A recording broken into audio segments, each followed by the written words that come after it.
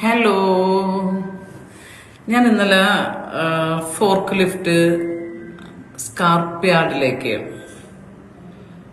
ഒരു വേക്കൻസിയുടെ കാര്യം സംസാരിച്ചിരുന്നു.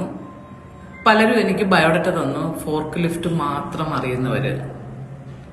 ചിലർക്ക് ഫോർക്ക് ലിഫ്റ്റ് അറിയത്തില്ലെങ്കിലും സ്കാർപ്പ് യാർഡിൽ വർക്ക് ചെയ്തതിന്റെ എക്സ്പീരിയൻസ് ഉള്ളവരും എനിക്ക് ബയോഡാറ്റ അയച്ചായിരുന്നു.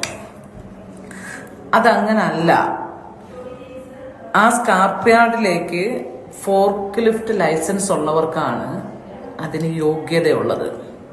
സ്കാർപ്പ് യാർഡ് അറിയാമല്ലോ, ഷിപ്പിന്റെ, ബസിന്റെ എന്തെല്ലാം പൊളിച്ചു മാറ്റുന്നോ അതിന്റെ കമ്പനിയിലേക്കാണ്, ഗോഡൌണിലേക്കാണ്. അപ്പം അത് ഫോർക്ക് ലിഫ്റ്റ് ലൈസൻസ് ഉള്ളവർക്കാണ് ആ ജോലിക്ക് സാധ്യത.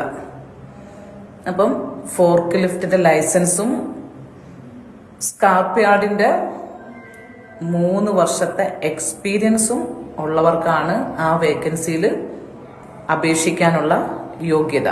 മനസ്സിലായല്ലോ? ഏജ് ലിമിറ്റേഷൻ പ്രത്യേകം ശ്രദ്ധിക്കുക. പലരും ഏജ് ഓവർ ആയവരും എനിക്ക് ബയോഡാറ്റ തന്നു. 25 വയസ്സ് മുതൽ 45 വയസ്സുള്ളവർക്കാണ് അവിടെ അപേക്ഷിക്കാനുള്ള യോഗ്യത. അതിൽ കൂടുതൽ ഏജ് ആയവരും ഒക്കെ എനിക്ക് ബയോഡാറ്റ തന്നു. അതുകൊണ്ട് പ്രത്യേകം ശ്രദ്ധിക്കുക. അതിന്റെ സാലറി കാര്യങ്ങൾ എല്ലാം, ഇസ്രായേൽ വേക്കൻസിയാണ്, സാലറി കാര്യങ്ങളെല്ലാം ഞാൻ അതിനകത്ത് മെൻഷൻ ചെയ്തിട്ടുണ്ടായിരുന്നു. 3000 to 3700 USD plus over time ആണ് വന്നിരിക്കുന്നത്. ഞാനത് ഇന്ത്യൻ മണിയിൽ ഇന്നലത്തെ വീഡിയോക്കകത്ത് ചെയ്തിട്ടുണ്ട്. അത് ഓവർ ടൈം ഞാൻ പറഞ്ഞിട്ടില്ലായിരുന്നു. അതുകൊണ്ട് ഫോർക്ക് ലിഫ്റ്റ് ലൈസൻസ് ഉള്ളവർ സ്കാർപ്പ് യാർഡിലേക്ക് അപേക്ഷിക്കാം. ഓക്കെ, ഏജ് ലിമിറ്റേഷനും പറഞ്ഞിട്ടുണ്ട്.